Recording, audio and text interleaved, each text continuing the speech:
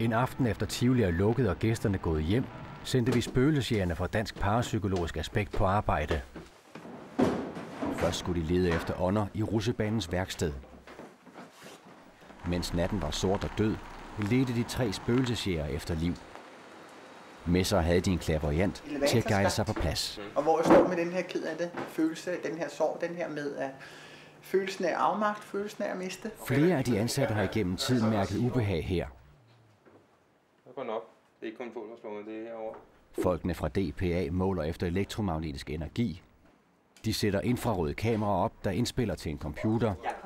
De tager moderne teknik i brug for at afsløre levn fra fortidens levende. Og mens kameraerne optager, er det blot at vente og gisne om, hvis ånder der kan vandre her.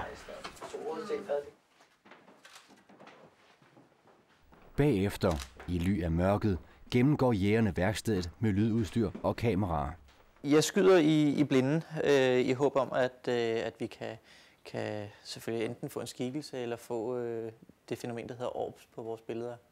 Orbs, sådan små lysende energikugler, som nogen mener er åndeligt, og andre har en idé om er støv eller partikler, der er i luften.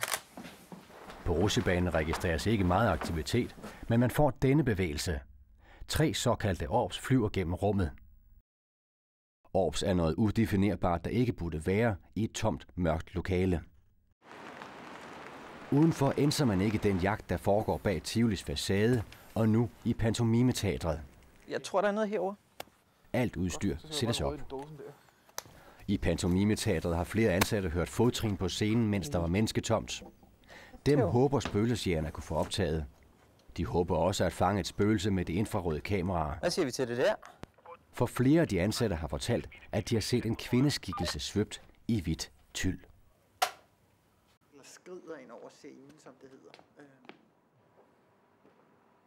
Meget. Har du fornemt, hvor hun står henne? Og kort efter er der bonus. Her hvor jeg går over, når hun står sådan meget med ryggen til, som jeg prøver at gøre nu. Lige bagved til venstre.